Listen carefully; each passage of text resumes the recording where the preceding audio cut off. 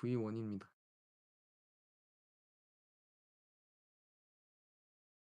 네, 딥랩 V1은 이제 여기서 만들었고요. 저자들은 이렇습니다. 구글 관련된 사람들이 좀 많은데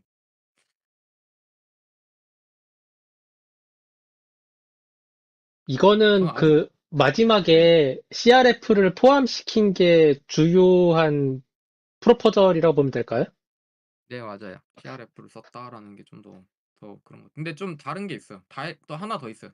다일레이션이라고 확장 기법이 있는데 그거를 설명드리면 딥랩 V1은 끝입니다. 뭐 거의 다 세그멘테이션을 클래시피케이션을 하신 분들이면은 조금씩 이해하기 좀 쉬울 것 같아요. 그래서 정말 저희 지금 공부하고 있는데 스터디 2주 동안 진행하면서 저 백본인 거부터 해가지고 설명을 많이 했는데요.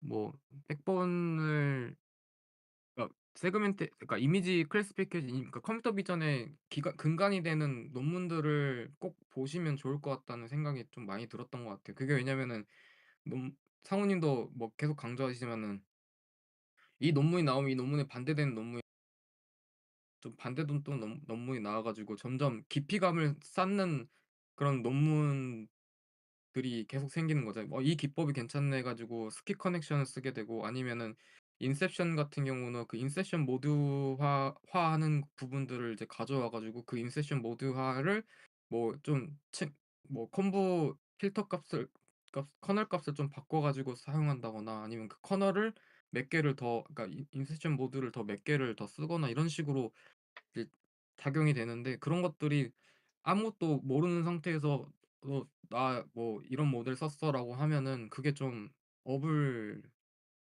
말이 안 되는 것 같더라고요. 그래서 2주 동안은 진짜 저도 계속 퇴근하기 전, 그러니까 수업이 6시 끝나 6시 끝나기 전 2시간을 진짜 계속 쓰면 계속 거기 있는 사람들한테 계속 설명하면서 이제 했던 것 같은데, 그러면 통해서 저도 좀 많이 성장한 것 같아요. 2주 동안 그런 것 같아요. 뭐, 하여튼 그렇습니다. 그래서 논문은 읽어봤는데 전체적으로 이렇게 되고요. 논문은 크게 두 가지 이제 문제점을 거론하게 돼요. 그래서 그러니까 이미지 세그멘테이션을 하기 전에 일단은, 즉 딥 컨볼루션 뉴럴 네트워크, 즉 흔히 우리가 딥러닝 그러니까 CV 쪽의 딥러닝 모델이라고 생각하시면 되는데, 이 모델 같은 경우가 뭐 이미지 클래시피케이션이든 오브젝트 디텍션이든 뭐 파인 그레디언트 카테고라이제이션이든 이런 컴퓨터 비전 방면으로 여러 가지로 이렇게 두각을 띠고 있었다고 해요. 근데 이제 그런 거가 왜 될 수 있었냐라고 하면은, 이제 스페이셜 임바런스라고 어 이제 위치적 불변성이라고 생각하시면 돼요. 그래서 위치적 불변성을 먼저 설명을 드리겠는데요. 이제 스페이셜 임바런스 같은 경우가 어떤 거냐면은, 즉 어떤 한 이미지에서 클래시피케이션을 했을 때 이 고양이의 위치가 어디에 있든지 간에, 또는 뒤집혀 있거나 뭐 아니면 좀 흐리거나 뭐 어쨌든 간에 이거는 어느 위치에 있든지 고양이로 인식하는 것을 얘기를 해요. 즉 이 부분이, 이 스페이셜한 임바런스가 있었기 때문에 여태까지 뭐 클래시피케이션이든 뭐 그런 부분들이 이제 뭐 잘 작동했다, 두각을 띄었다라고 얘기를 해요. 근데 이 논문에서는 그게 문제점이라고 얘기를 하는 거죠. 근데 그 문제점이 아까 저희가 얘기했던 FCN 설명했을 때랑 좀 연관이 될 것 같은데요. 그러니까 이 부분 좀 생각하시면 될 것 같아요. 이 부분, 이게 좀 중요한 것 같아요. 그래서 그런 문제점이 있는데, 이제 어떻게 근데 그런 문제점으로 착안한 걸로 통해서 이제 논문에서는 두 가지 문제점을 거론하게 돼요. 그래서 즉 딥러닝 컨볼루션 딥러닝 모델 같은 경우에 수행되는 맥스플린과 스트라이드로 인해서 이미지 해상도가 떨어진다고 해요. 그래서 이미지 해상도가 떨어진다라고 생각하시면 뭐가 떠오르시면 되냐면은, 점점 깊은 층으로 가면서 이제 피처맵의 크기가 줄게 되거든요. 이 줄 형상을 통해서 뭐 어느 정도의 특징 같은 것 값들을 얻을 수는 있겠지만은 반대로 이미지 해상도가 저하되기 때문에 어 점점 해상도가 줄면서 자세한 부분을 놓칠 수 있다라는 이제 얘기를 합니다. 그리고 두 번째 문제는 아까도 얘기한 것처럼 이제 스페이셜 임바런스, 즉 위치적 불변성 때문에 이 딥러닝 모델 컨볼루션 모델이 문제가 있다라고 얘기를 합니다. 그래서 다운 샘플링 과정 중에서 위치 정보가 불확실해진다라고 얘기를 합니다. 다운 샘플링이랑 같으면은 우리 컨볼루션 내려가는 일반적인 컨볼루션 내려가는 거로 생각하시면 됩니다. 그래서 그런 특성 때문에 정밀한 경계선 및 세부적인 위치를 못 찾는다고 해요.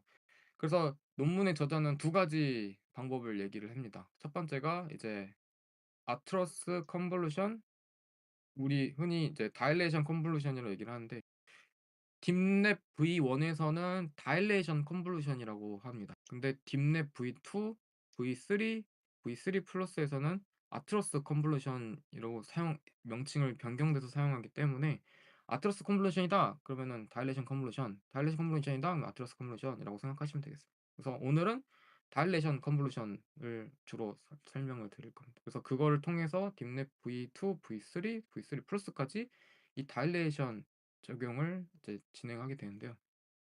두 번째는 CRF라고 해가지고 Fully Connected Conditional Random Field, Dense Conditional Random Field 이렇게 부릅니다.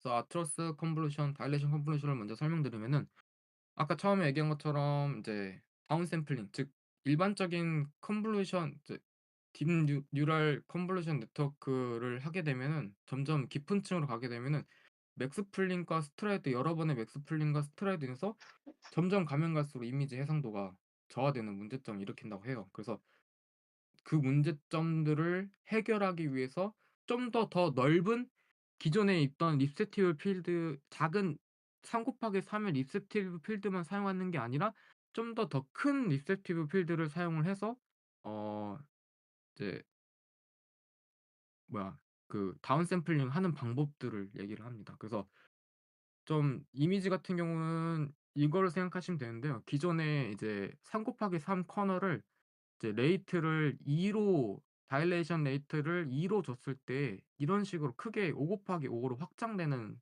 거를 볼 수가 있습니다. 그래서 중요한 웨이트인 커널인 이게 빨간색 점에 있고요. 나머지는 다 0으로 된다고 생각하시면 되겠습니다. 다일레이트 레이셔가 레이트가 또 4가 되면은 이런 식으로 크게 되는데요. 이거를 계산하는 공식이 있습니다. 그래서 아래 이제 다일레이션 계산 방법인데요. 어떻게 되냐면은 일반적으로 우리 커널 사이즈는 CNN 커널 사이즈는 3이니까 여기를 다 3으로 둡니다. 3, 3. 그래서 R은 이제 2를 두게 된다고 하면은 레이트 파라미터를 2를 두게 계산한다면은 2 1이니까 여기 1 그리고 3 1이니까 여기가 2 여기는 아까 3이었으니까 3 플러스 2가 돼서 5 곱하기 5에 5가 나와서 5 곱하기 5 커널이 된다라고 하시면 됩니다. 그래서 이런 식으로 레이트가 2일 때 이런 5 곱하기 5 사이즈가 이렇게 된다라는 거를 생각하시면 되는 거고 아까도 얘기한 것처럼 레이트 웨이트 그러니까 즉 커널 외 웨이트는 다 그러니까 커널 웨이트 제외한 나머지 부분은 다 0이라고 생각하시면 되겠습니다. 그러니까 이게 정리를 하면은 어쨌든 3 곱하기 3 커널이면은 그 커널 픽셀의 개수가 9개인데 네. 다일레이션을 적용을 해도 어쨌든 커널 픽셀의 개수는 동일하지만 커널 좀 더 넓게 픽셀과 커널 간다고 픽셀 사이에 이제 뭐 스트라이드 옵션을 줬다고 이렇게 보면 되겠네요. 그렇죠. 저는 좀 더 넓은 확장된 옵션 다른 옵션인 거죠. 좀 그래서 좀 넓은 간격으로 뭐 적은 리소스를 사용해서 뭐 좀 넓게 볼 수 있다라는 논문에 얘기를 합니다. 그래서 맥스플랭이랑 스트라이드로 하는 거보다 맥스플랭이랑 스트라이드로 이제 이미지가 저하됐기 때문에 그 저하된 부분을 이걸로 해소했다라고 얘기를 하고 있어요. 그래서 이 다일레이션 컨버전 같은 경우는 나중에 추후에 나오길 뎁스와이즈 세퍼러블 컨볼루션이랑 섞어 가지고 좀 더 넓게 채널 방향으로 좀 더 넓은 리셉티브 필드를 사용을 해서 이제 적용하게 됩니다. 그거는 이제 다음 시간에 딥랩 V3 플러스를 했을 때 얘기를 하겠습니다. 근데 딥랩 V3를 하려면은 인셉션도 알아야 되고 액세션도 알아야 돼 가지고 그날은 그거 하나만 하면 될 것 같긴 해요. 그래서 인셉션도 상호님이 설명해 주시면은 간단한 인셉션 모듈이랑 액셉션 어떻게 됐는지랑 그걸 설명해야 돼 가지고 저는 그렇습니다. 그래서 바이니얼 인터프레션 같은 경우는 선형 보관법으로 이제 작은 이미지를 부드럽게 하는 효과가 있다고 하는데요. 근데 이 부드럽게 하는 부분들이 이미지 해상도가 작았을 때에서 그 부드럽게 올라 해봤자 그런 엣지 같은 것들을 잘 잡지 못한다라는 문제점을 얘기를 해요. 그래서 두 번째 문제점으로 그 부분을 해결하기 위해서 CRF를 얘기를 합니다. CRF 같은 경우는 이제 이미지로 좀 보시면 되겠는데 이게 DCNN이 그냥 일반적인 VGG16 그 백본으로 나온 이제 그냥 모델에서 나온 이미지라고 생각하면 돼요. 여기 예, 여기라고 생각하면 돼요. 여기가 정답지고 그래서 여기가 보시면 되는데 이 과정을 10번을 통해서 좀 더 이미지 엣지들을 더 잡는 부분을 가지게 돼요. 그래서 뭐 CRF를 쓰면 더 좋다 이 생각하시면 되는데 그럼 CRF가 어떻게 적용되냐? CRF는 총 두 가지 과정으로 이루어지게 됩니다. 그래서 언네이 텀이랑 페어와이즈 텀 이렇게 두 가지가 있는데요. 언네이 텀 같은 거 우리 쉽게 생각하면은 이 DC에는 즉 어떤 모델을 통과했을 때 나오게 되는 클래스 확률이라고 생각하시면 돼요. 그래서 그 확률을 받는 부분에서 받는 텀이라고 생각하시면 되고요. 그래서 쉽게 생각하면 고양이인지 배경인지 이런 그 확률을 받는다 생각하시면 돼요. 중요한 거는 페어와이즈 텀입니다. 이 페어와이즈 같은 경우는 보시면은 이제 픽셀 간 상호작용을 로 이루어지게 됩니다. 픽셀 상호작용이라고 하면은 뭐 예를 들어 뭐 가까운 위치에 있는 픽셀끼리는 얘네들은 같은 클래스라고 생각하고 또 같은 색깔의 픽셀이면은 또 같은 이미지로 생각하고 같은 뭐 색 뭐 비슷한 픽셀끼리면 또 모아지는 이제 좀 보시면 되겠습니다. 그래서 이 페어와이즈 텀도 두 가지 텀이 있는데요. 안에는 가우시안 페어와이즈 텀과 스무스 페어와이즈 스무스니스 페어와이즈 텀이 되겠습니다. 그래서 가우시안 텀이 우리가 알고 있는 방금 얘기했던 색상, 위치, 밝기 등 외형적 유사성을 체크를 해서 그 두 개를 이제 같이 같은 클래스로 하도록 이제 유도를 하는 거죠. 스무스 같은 경우는 뭐 아는 것처럼 보이시는 것처럼 인접한 픽셀들 같은 경우는 같은 클래스로 해서 좀 더 두 픽셀이 가까우면은 같은 클래스로 분류하게끔 이제 해주는 이제 부드럽게 하는 연결 효과를 주게 됩니다. 그래서 어 지금 여기에 뭐 이미지가 하나 이제 종이 박스가 이미지가 있으면은 이 이미지에 같은 인접한 픽셀들끼리 이제 점점 모이는 과정들을 좀 볼 수가 있습니다. CRF를 여러 가지 과정을 통해서 저희가 이터레이션을 10번을 한다고 하는데 그 과정들을 통해서 이제 페이퍼는 페이퍼끼리 뭉치게 되고 또 플라스틱은 여기는 플라스틱은 플라스틱끼리 뭉치게 되고 여기 또 플라스틱백 여기 비닐봉다리는 비닐봉다리로 이렇게 객체가 구분되는 이제 왜냐면은 얘랑 얘랑은 색상도 다르고 위치도 다르니까 이게 얘네들끼리는 비슷한 색상이니까 뭉쳐지고 얘네들끼리는 비슷한 색상이니까 뭉쳐지고 얘네끼리는 비슷한 색상이니까 뭉쳐지고 이런 식으로 CRF가 적용됐다 하면 되겠습니다. 그래서 수식 같은 경우도 논문에서 제공을 하고 있는데요. 수식 같은 거는 앞에 있는 게 이제 언네이 텀이 되겠고 뒤에 있는 게 이제 어 이게 언네이 텀이 됐고요. 그래서 언네이 텀이 되겠고요. 두 번째는 이제 여기가 이제 가우시안 텀이 되는데 아 일단 수식은 안에 다 적어 놓긴 했는데 한번 보시고 여기까지 설명하면은 큰일 날 것 같으니까.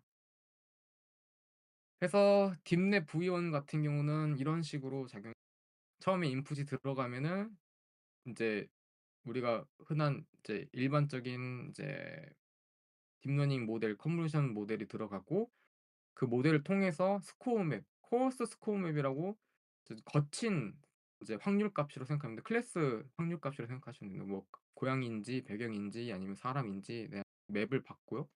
그래서 맵을 받으면은 업샘플링을 합니다.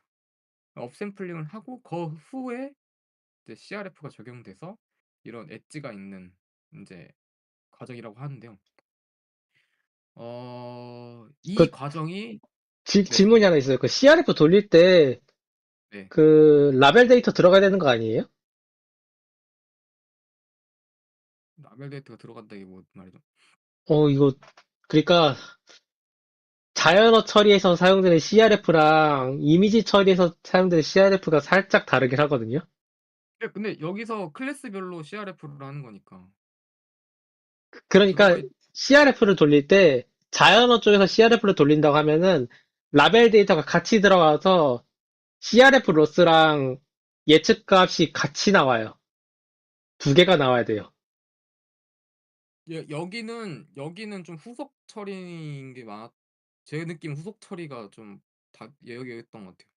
그러니까 지금 이 과정이 이미 세그멘테이션이 끝나고 세그멘테이션 한 거에서 후속 처리로 CRF 과정을 하는 것 같아요. 그 CRF를 후속 처리를 할 때 라벨 데이터가 같이 들어가 줘야 되긴 하거든요. 근데 그 라벨 데이터가 이거잖아요. 지금 클래스를 받는 아, 건데. 지금 내 말하는 라벨 데이터는 밑에 있는 밑으로 잠깐만요. 파이널 아웃풋, 그게 라벨 데이터, 그게 들어가야 되는 거예요. 그러니까 이 라벨이 지금 빨간색 클래스로 지정되어 있는 비행기 클래스가 아닌가?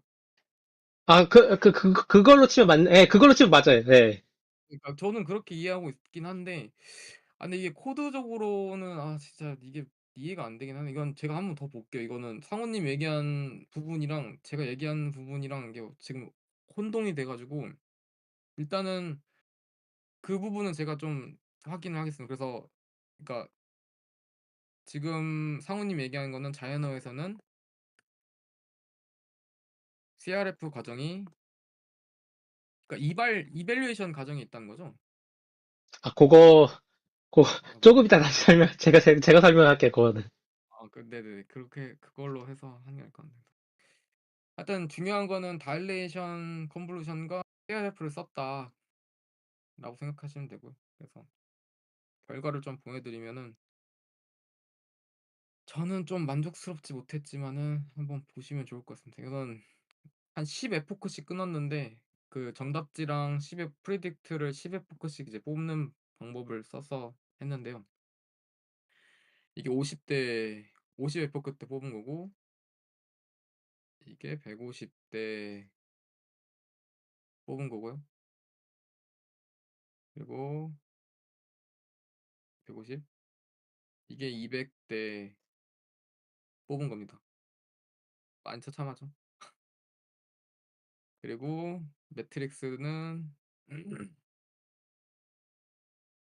웨이트 디케이 스케줄러에서 좀 떨어뜨려 봤는데 뭐 이 정도 어큐리시랑 로스 값이 나왔습니다. 근데 로스가 더 많이 안 줄어가지고 뭐 방법을 어떻게 해야 될지 모르겠네요. 이건. 그래서 CRF 한 부분이랑 그리고 좀 보여드릴 건데요.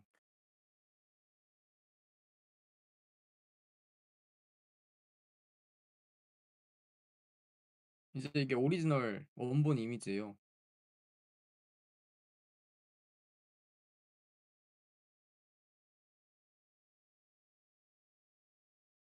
오리지널 원본 이미지가 되겠고요.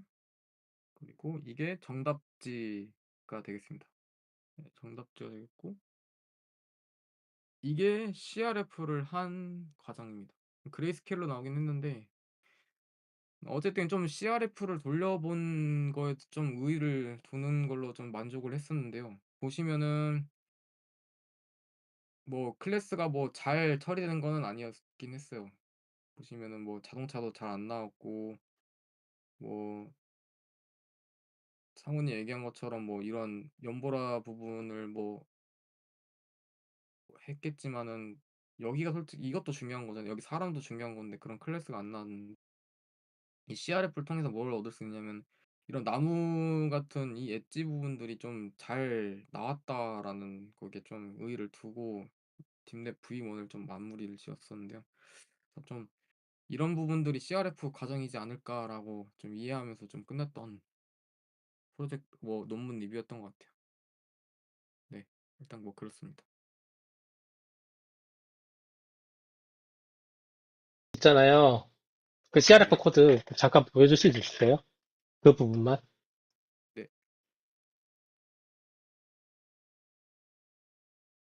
잠시만 확대해 드릴게요.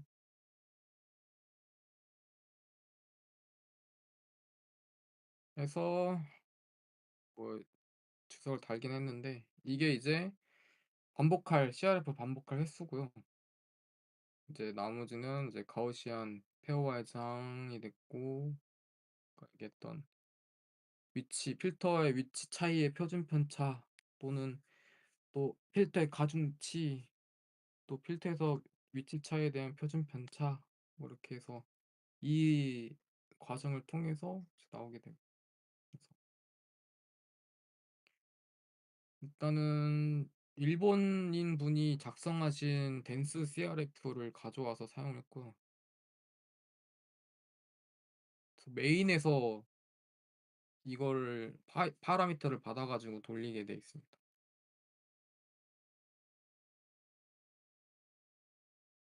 어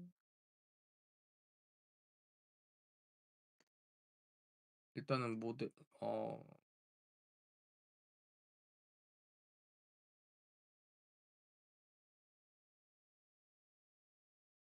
그래서 여기 안에서 CRF를 비주얼라이제이션을 하고요.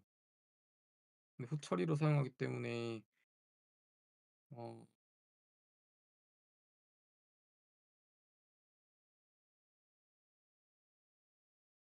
이렇게 하이퍼 파라미터를 이렇게 저장을 해줘 가지고 여기서 비주얼라이제이션 하는 후처리 과정을 갖게 됐습니다. 그래서 제가 느꼈을 때는 트레이닝 끝나고 이제 이밸류에이션 하는 과정 중에서 테스트하는 이제 평가를 끝난 다음에 그 평가 끝났을 때 어떤 랜덤한 이미지를 가져와 가지고 CRF 하는 처리 과정을 이제 하는 걸 이제 봤어 가지고 그거를 썼는데요.